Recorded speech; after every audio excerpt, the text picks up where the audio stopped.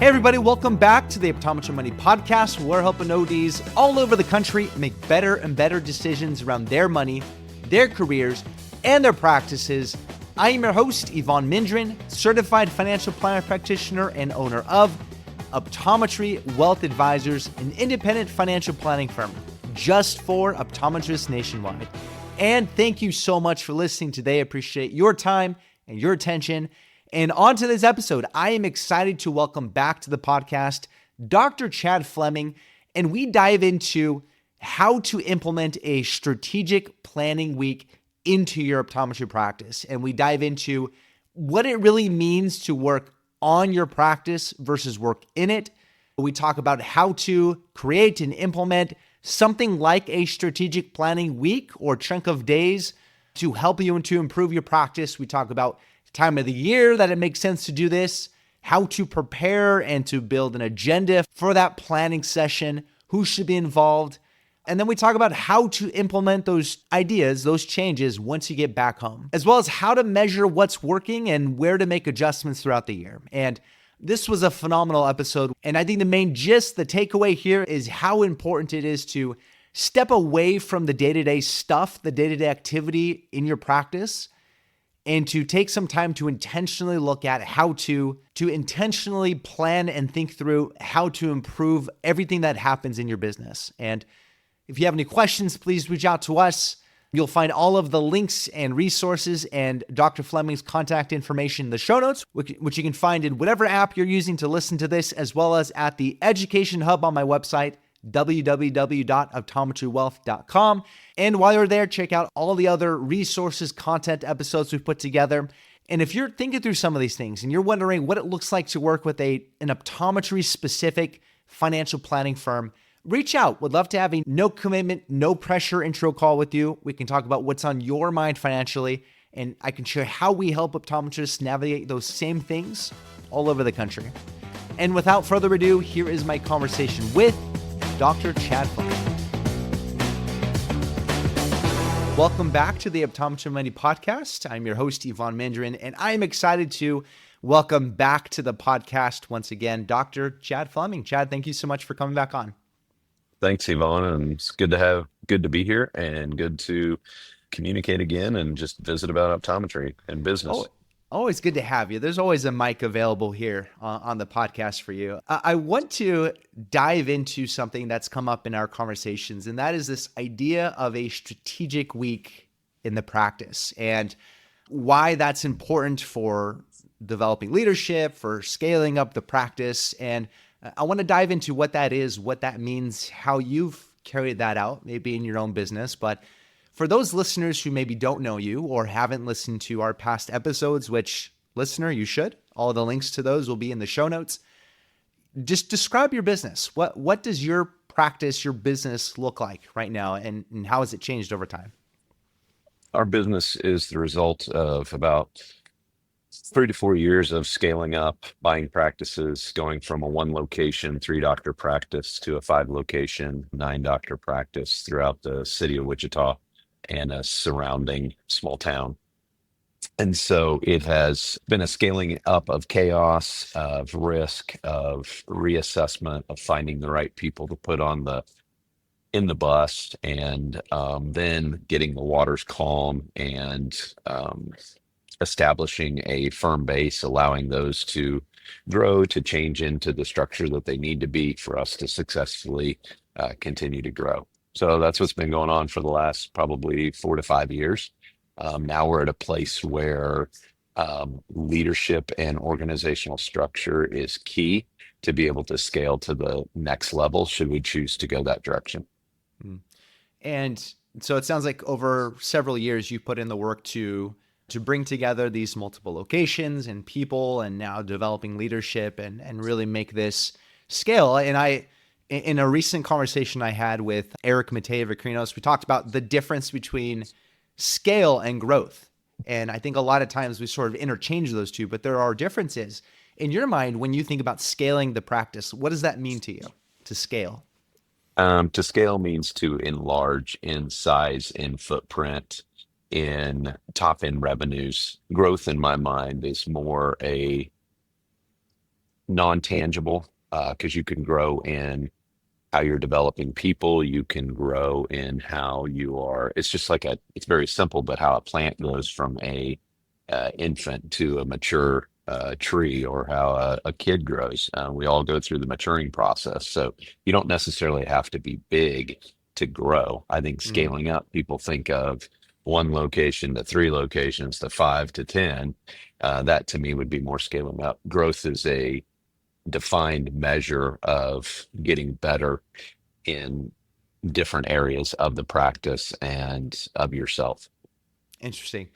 And we often hear this phrase, work on the business, not in it. And I think we say that a lot sometimes. I know I've done it, where it's like the smart thing to say, yeah, you need to work on your business, not in it, without really adding some context to what that even means. So when you hear that phrase, when you think about working on your business versus in it, what does that even mean for an optometry practice owner? What are the differences between the two? What are some of the actions that are working on versus in? What does that mean? Well, very easy to say that working on the business most likely means you are outside of the business. When I'm in the business, I am gathering information. I'm gathering pieces that might be broken. I'm gathering the way our systems and processes are working. And then I get away from the business to really drill down on how to how to better systematize things, how to be more profitable. What are our areas of profitability? What are our areas of negative profit growth? That's, what are we doing good? So I think a lot of times we make the mistake of working on the practice is you're still in it. And most people will be a servant to the tyranny of the urgent when they're in the practice, and Ah, it doesn't give them the opportunity to work on the practice. And I think that's one of the biggest mistakes or deceptions that we have in thinking we can work on the business, and we're right there in the midst of it churning in it on a daily basis. mm. So working in it, you are in patient care, maybe in administrative tasks. You are a part of the processes that make your business work. You're a part of the machine. And so working on it is stepping outside of that so that you can look at how things are running. You can look at the financials and work on ways to improve all those different parts of the business, how things are actually working without being on the inside of it. It's, the tyranny of the urgent. Is that just you're constantly reacting to things as they're coming up? Is that what that is? That's the tyranny of the urgent. It's Yeah. just that takes priority over anything else. And I think most of us will take care of the problem right in front of us versus taking care of a priority problem which isn't right in front of us, because we Okay. don't know how to get out of the problem, because it usually involves other people. And so it comes across as being rude. And so we don't know how to kindly excuse ourselves that says, hey, I appreciate that we're having issues in this area. I will make a note of it. I will put down the details of it, and I will address it at a later time. But I've got to Mm. get to our top priorities for the whole.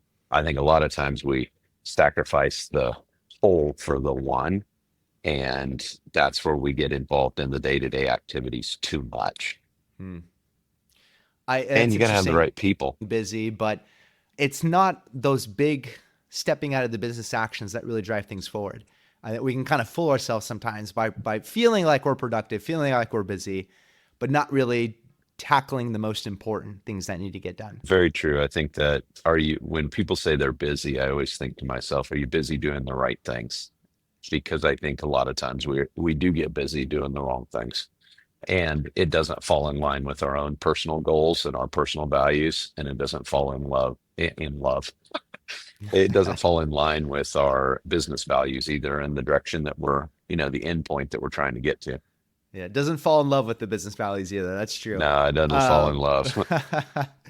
so when you're not when a practice owner is not spending time to step back, look at overall how the business is running, how the processes are working, how the financials are working, like intentionally taking time to do that. What are some of the mistakes that come from that? What happens long term to the business or to the owner when they're not able to step back intentionally and look at the business in that way? The business starts getting off course, and it's the very simple analogy that 1 degree of a ship over the course of, you know, multiple weeks, months, years is going to lead a ship way off a course, and it's only 1 degree at a time. And so I think that's what happens as you get this slow fade away from where you're trying to end up, and you're trying to end up in a space that your business is not a hobby. It's actually a very lucrative, profitable business because it's a for-profit business. And so there's many doctors, the way they pay themselves, look at what they take home and think, wow, I'm doing good. But they're doing good as a doctor in the clinic, and the actual profits they're making are not worth the time or investment that they're putting in. Because if they're not making profits of north of 8 to 9%, then they might as well take their money, sell their practice, and put it in give to their investment advisor, because Yeah. they're not getting the benefits of owning a business. They're getting all the headaches, but they're not getting the benefits of it. In other words, they have a really well-paying job that happens to have more Exactly. stress than most other optometry positions out there. And it's such a good point. And there's sort of these, I mean, the way a lot of these benchmark measures are taken in terms of what practice owners take home, this figure of practice net or whatever it may be, a lot of times it doesn't account for the appropriate compensation of the optometrist. And if you're not accounting for that, especially if you are certain practices that are taxed as sole proprietors, that are taxed as partnerships, you literally aren't paying yourself a wage. For partnerships, there might be guaranteed payments, things like that, but you're literally not paying yourself a wage. So if you're not accounting for the fact that, okay, there is a doctor that needs to work in the business, there is a cost to that, whether it's you as the owner, whether it's another doctor that you hire in, that's a true cost to the practice. And then if you're not accounting for that properly, you are potentially dramatically overstating the profit of the business, meaning what are you as the owner actually returning for the ownership of that business if you were not the associate doctor or if you were not the doctor seeing patients. And it can overstate the pay that you're paying yourself, where you could just be earning the same amount in another optometry position with a lot less responsibility and stress and headaches. So, do you have a well-paying job, or do you have a business that is actually providing a return on the equity? I think is a great question to look at. And sometimes you have to sort of ignore a lot of those benchmarks and to really look at your own business and account for that properly. Because business to business, I mean, there's such a wide range of what practice owners will pay themselves. A lot of it for tax purposes, right? So it's not always going to be apples to apples when you're comparing your practice to all the others. How do you, outside of this like strategic week, how have you over the years arranged your time so that you're making sure that you're scheduling time in your weeks or your months to step back and to look at the overall business and improving it rather than just working in the day-to-day? I would say that I have improved in that significantly in the last couple of years. I was getting very frustrated in leading the company in regards to what we were doing in a year, what we were choosing to put emphasis on, what we were choosing not to put emphasis on, really defining what I was doing. I felt like I was putting more fires out, or I was just being busy to make myself feel good, because I needed to be doing something. So if you have somebody who's like myself that likes to build things, if you get bored, what do? You break them. You break them so you can build them again. And it's just this cycle that is great for me because I like to build, but it was not good for my team because I was really throwing them off course every time I wanted to break something and build it back up. So I said, this has got to improve. So one of the things I decided to do through reading, if you look at what are the top 3 things a CEO should do, or if Harvard Business Review wrote a number of articles about leadership and about leading a company, and it talked about, they interviewed hundreds of CEOs to figure out what they spent their time on. And walking through some of those articles, I realized that 25% of a CEO's job is to sit away from the business and really sit and process and problem solve away from the day in and day out grind of meetings and running the company. So I said, I'm going to take a week away where I leave the city. I go to a place at Airbnb and just have a plan to map out the whole next year.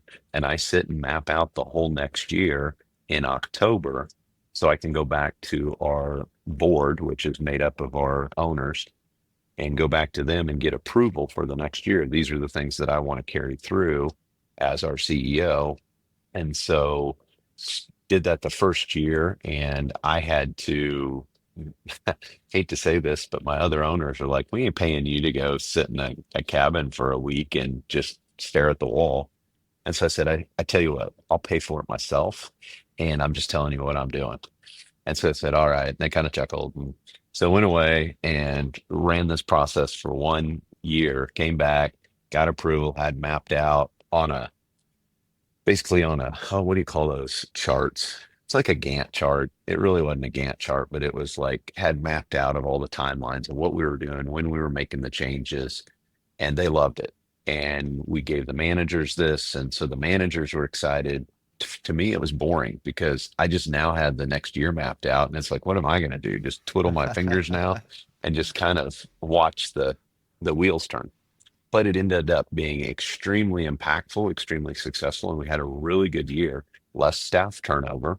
There wasn't as much chaos going on. We had a plan, so people were more comfortable. Most people like to be in a very comfortable setting, so they don't like a lot of change.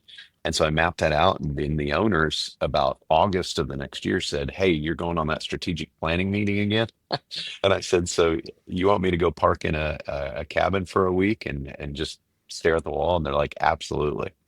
And so that began that process because they saw the value in what I brought back to the table in doing that. And so now it is a line item for us. It's extremely important that we send me to do that. And that's away from a conference. I literally do not go to an optometry conference, do not go to a business conference, nothing. I sit there with a mapped out plan of what I'm going to do. And you might say, well, what do you do for like 3 or 4 days? And good resources to read. So I read a lot of business books. I read a lot of Harvard Business Review articles. I look at what others are doing inside the company, outside the company. And then I just work through different scenarios of answering questions and answering problems that we have, and then come back. And some of that's doctor compensation. Some of it's the way we're paying staff. Some of it is the way we are generating new patients and the technologies we're using. So I'll review different technologies we're using. Is our EMR the best that we should be utilizing for this next year? On and on. So I'll pause with that and see if there's any direction. So this is the genesis of that strategic. This is the genesis of that strategic week for you, is realizing that you need more time to step away and to think about what's going on in your business and where to see improvements. And it can be a cabin in the woods. It can be somewhere at the beach. It sounds like it just needs to be away from the daily workspace. Is that right? It needs to be away from the daily workspace, and it needs to be away from the pull of the family, pull of the other things that get you. You need to go to a place you're going to be bored. Because if you don't, you will find every reason in the book to not to get distracted. So last year you might say, well, that's a really good excuse to get away. And then there's other things of, well, what are you going to do with your time? I actually, this last strategic meeting, asked one of my best friends who runs a very large church in Kentucky. And I told him of the idea, and he's done a number of these on his own prior to me doing them. And so we actually met together, and we had a little conversation in the evenings, but most of the time was filled with just, we were accountable to each other, that, we were honoring with our time, and we were doing what we said we were going to do. And it turned out to be a really good week for both of us. And it sounds like you do it in October. Is there a particular specific time of year that matters, sometimes towards the end of the year, or is it just what's best for the business to give yourself time to implement? What does the timing matter? Timing matters absolutely. So our business calendar, our fiscal year ends at the end of the year. And so it's like you're kicking off not a new vision, but I always feel like the beginning of the year is kind of a kickoff of what we're going to be focusing on this year, what we're going to be looking at, how I'm going to be leading, what are the things that are going to be instrumental to our growth and our patient care for the year. And so October allows me to come back and start introducing it so Mm. that I can assess the pushback I'm going to get, assess those who are going to buy into what we're doing, and get everyone on board. Because that way January 1st hits, I hit the ground running with things that we're going to move forward with. Work out all the kinks and make sure it's running well in January. I think a lot of us sort of wait till December, maybe just before the holidays to get that end of year planning in. So that makes sense. Get that thinking a little bit earlier in the fourth quarter. Give yourself time to introduce it, work out some of the kinks or maybe good ideas versus bad ideas, and then hit January, hit the ground running. And who should be involved in this? And if we're thinking about different practices, different sizes of practices listening, who should be involved in these types of strategic weeks? Strategic weeks is really who's leading your practice. So very seldom do you have multiple captains because multiple captains is going to sink a ship. So I would say already, if you've got multiple captains, then you're most likely going to be locked and you're not going to be able to go anywhere because you can't. You got to have a quarterback on the field. That has to be established first. Who's going to be the leader? And that's not the tyrant. That's not the monarchy. That is the person who's going to lead with the other leaders. What does the group want as a whole? And then they're the ones who are going to carry that out. So that Yeah. must be established first. And then after that, that's the responsibility of a lot of these, private equity, bigger companies call it a practice director versus a CEO. It's basically who's going to lead the practice as a whole. So that has to be established because there's young doctors who are anxious to do this and they're like, hey, I hear you. This is great. We need to prepare for the future and we need to have good systems in place. But they're ultimately not the ones who are making the decision. They don't have 100% support. Gotcha. Okay. Very often it sounds like it would be the majority owner if there's multiple owners in the practice, at least for a single doctor practice. Hey, optometrist, it's you. Okay, it's pretty easy there. I'm fortunate to work with some husband and wife teams that own and run practices together. Okay, that makes it a lot easier too, although please draw the line between vacation time and intentional strategic time in that getaway. It sounds like there's a specific list of topics or things that you'd like to address during the week. Do you come into it with an agenda or very specific things that you've thought about throughout the year that now you're going to take time to address it? How do you approach it? What do you gather to make sure that this is a really productive use of your time? I have a page in my Notion that I dump everything into. And so throughout the year, I'm just dumping in, hey, this is broken. This is going to need change. I see a vision of this staff person is most likely going to retire in the next year or two. I need to have a transition plan. Hey, we're paying this person too much. How are we going to solve that? Or we're not paying these people enough. We have way too much turnover. I mean, it evolves throughout the year of me just dumping stuff in. Hey, our vision therapy part of our practice is not profitable. I continue to hear that, we're not running a good system there, or patients aren't paying, or we're taking off too many write-offs. I just dump it. It's just collection bin on that page. And then I go back prior to the time I get away, just make sure I've covered everything and see if there's anything that's left over. And then when I get away, I organize all of that and prioritize of what needs to be addressed.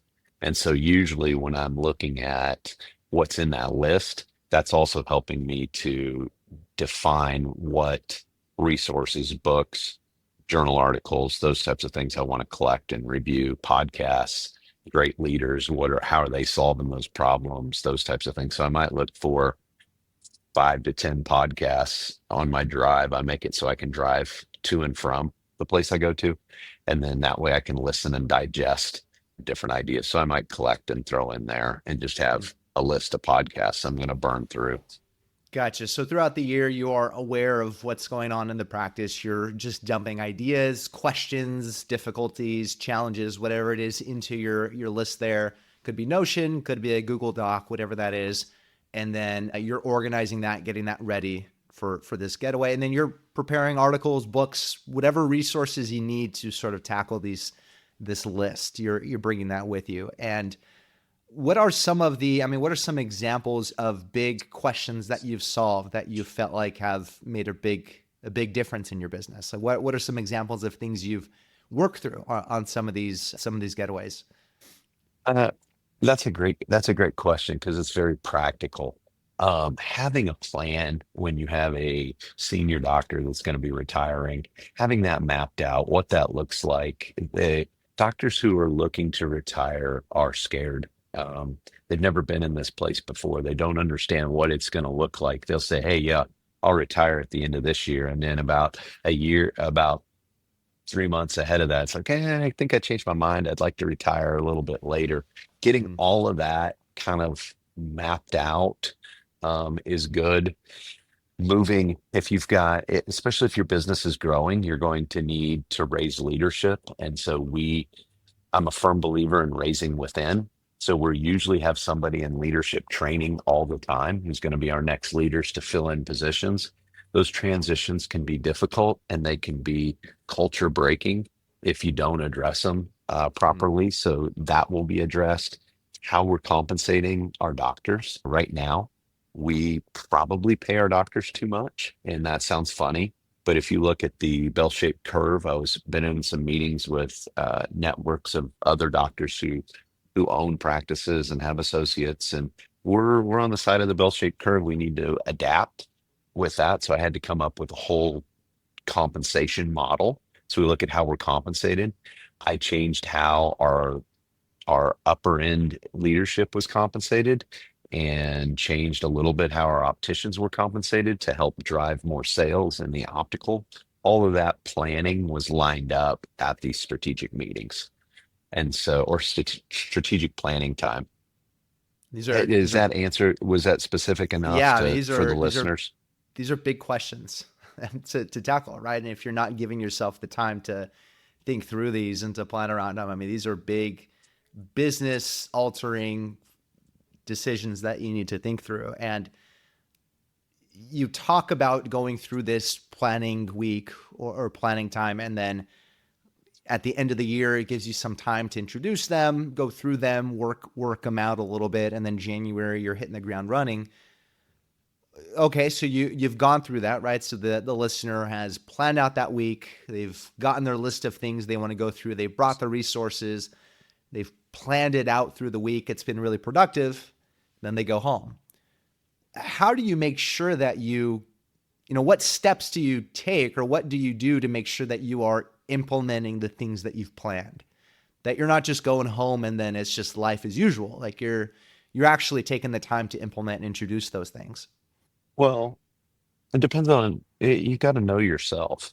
If you are a disciplined person that is good at execution, then you know you're going to take it back and you're going to do it. If that's an area where you're really good at planning but not executing on anything, you need to Mm, be self-aware and say, I better hire a consultant, I better hire an accountability person, I better have somebody in the organization who will not let me be passive about this, because I can tell you it's very easy to be passive about it because it's more work to have to make change. So you've got to want the desired outcome more than you avoid the pain of the current moment. And so mm, you've got to have people in place to hold you accountable, unless you're that 3% that, is highly self-motivated and is great at execution and will execute until it's the problem solved. got it. Knowing yourself, that accountability for a lot of things is critical, right? And you mentioned at times you had an accountability partner during the week to make sure that you are being productive during the week. Yeah. Very often in the business, sometimes you'll hear it called, if you're using EOS or rocket fuel, you'll hear it called an implementer or an integrator, right? That's someone in your practice that really executes on things, that is sort of the gatekeeper towards bad ideas, that person that really puts things into action. And that accountability sounds like it's a big part of that. And, you might get this sort of thought that I can't step away from the practice for that long, or I just can't take time away from seeing patients. I can't afford to. I think patients will be upset not being able to schedule in that week. What do you say to that sort of hesitation around taking that much time? I mean, we're talking about a week, or even if it's shorter, to dedicating that time to stepping away and doing that type of work. That's a great question because I think that's real. I think that where I'm at right now is allowed because of the size of our practice and because of the way our practice does run, and it is profitable. I would say you start with a day and then let it expand from there. But it's hard for me to say that time's not worth it. Mm. That's like saying that I'm going to go be a professional athlete, but I'm not going to take the time to do game film because that's not pumping out widgets to make me stronger, faster on the field. We're Mm. not working on catching passes. We're just studying. And to say that, I think there's a mindset shift that needs to happen.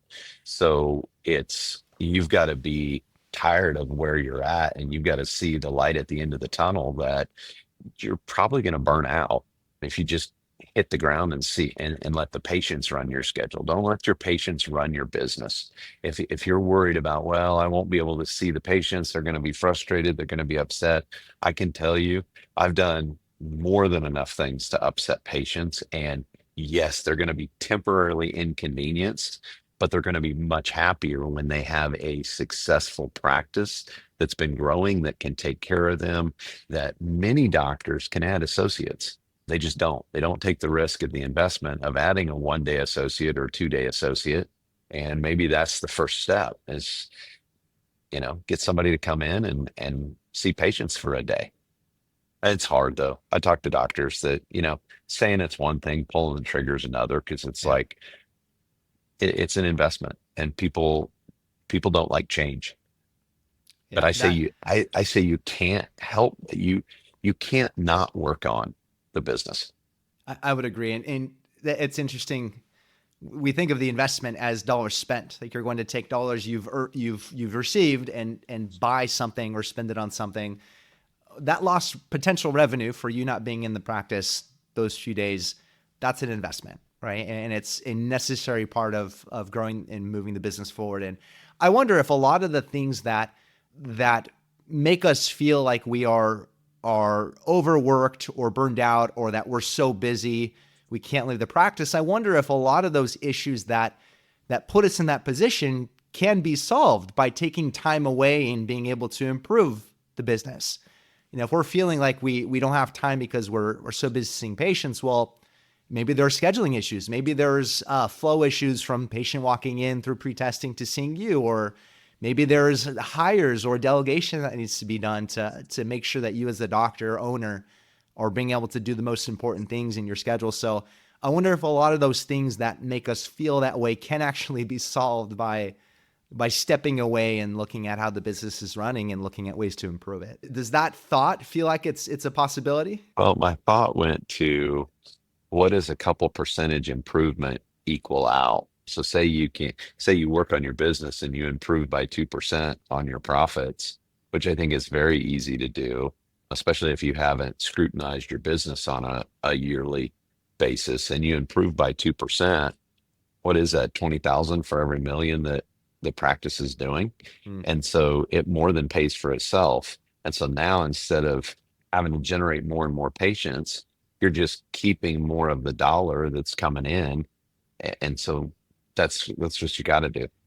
Yeah. I don't see there's another way around it, because I've seen a lot, as you have, P&Ls of practices, and people are working really, really hard Yeah. to keep, you know, 10 cents on the dollar when they should be keeping, 18 cents on the dollar, 19 cents on the dollar. Yeah. After that end of year planning session is done, January comes.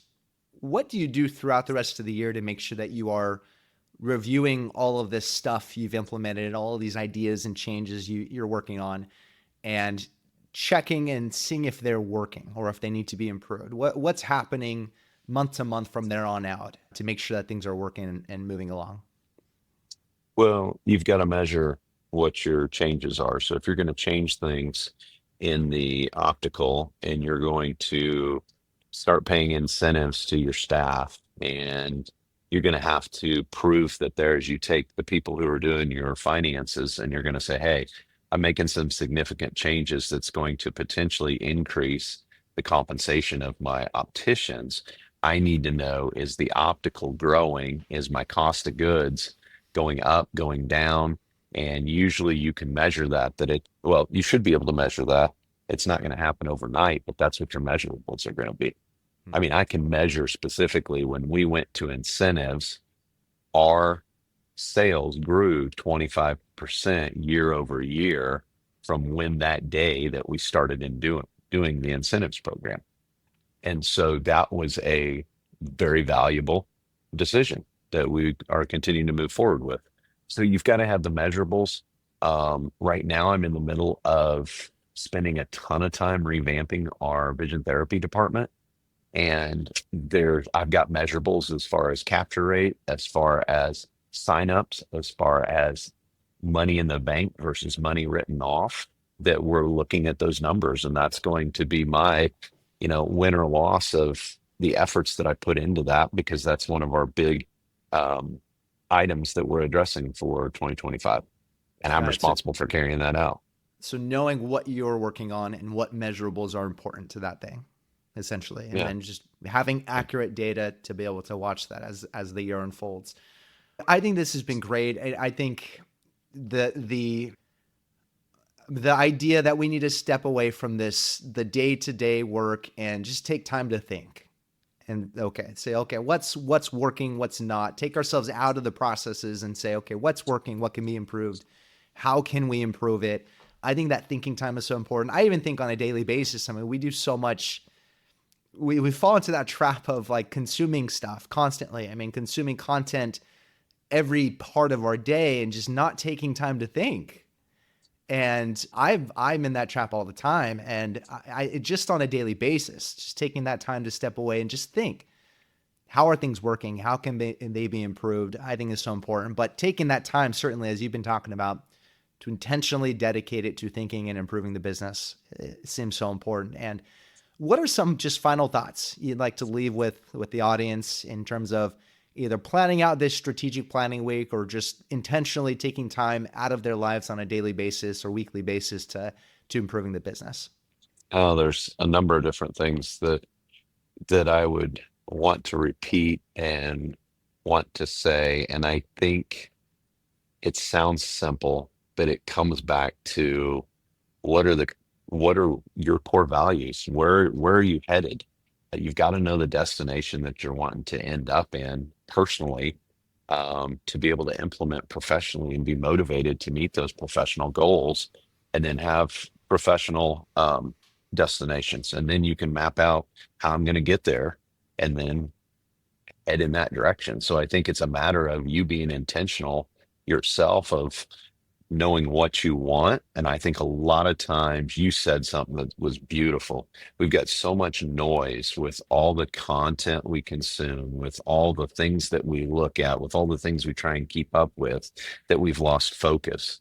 And I think that the biggest thing take home from today is don't lose your focus. Figure out what your focus is, and then be intentional about heading in that direction. And I think that the margin in your life will increase, your relationships with the people around you will improve, and you will all around be a more fulfilled individual. And I think that's what we ultimately all would like to have, is enjoying the journey. You got to enjoy the journey, or else you end up in the destination and you're just completely burnt out. And Yeah. there's a lot of people that are on the verge of burnout right now. Yeah, I love that takeaway. I appreciate those thoughts. One final question as we just wrap up the whole conversation is that when you think about the future of optometry in the context of this conversation, private practice optometry, what are you most excited about? Wow. Long pause for Deep dramatic thought. effect. That's right. What am I most excited about? Man, Vaughn, I think you stumped me. Good. It worked. Now, the listeners probably realized every podcast by law has to now include this deep, deep final question. So we got it. I It think worked. that was good. Thank you for the time. I think the thing that's coming to me, and I was trying to say it in a way that didn't sound like I was completely oblivious to how we are at this point, but I think that with pain, with difficulties, with an industry that, there's a lot of different areas that we look like, hey, things aren't going well. It's just your mindset. There's are a lot of opportunities out there. So when I see things of what a difficult healthcare environment, I say, hey, there's a lot of opportunities. I just need to figure out what those opportunities are. And so, yeah, those are probably things I'm most excited about. The future is that with a lot of pain points, which I'm seeing, there's a lot of opportunities, and solving those problems is what excites me. I appreciate that. Yeah, there are a lot of negative opinions about the future of eye care, particularly private practice. So I appreciate your thoughts on the opportunity moving forward with optometry and the exciting opportunities you see there. So appreciate your time, Dr. Fleming. Appreciate all of your thoughts in this conversation. I'm certainly taking a lot away from it, and I think the listeners are as well. How can people find and follow and learn more about what you're doing? Just email me, chad@pipgpo.com. You can also catch me on LinkedIn. LinkedIn, I've got a number of things that I put up on there. But yeah, you're welcome to contact me and we can talk. Perfect. I will throw your contact information and links to our prior episodes in the show notes. And for the listener, really appreciate your time and attention. And we will catch you on the next episode. In the meantime, take care. Want more resources to help master your money? Check out the Education Hub on Evon's website at optometrywealth.com. Evon Mindren is a certified financial planner and owner of Optometry Wealth Advisors, a California registered investment advisor. All opinions of Evon and his guests are their own. This show is for informational purposes only and should not be relied on for specific investment, legal, tax, or other decisions. Clients of OWA may own securities mentioned on this show.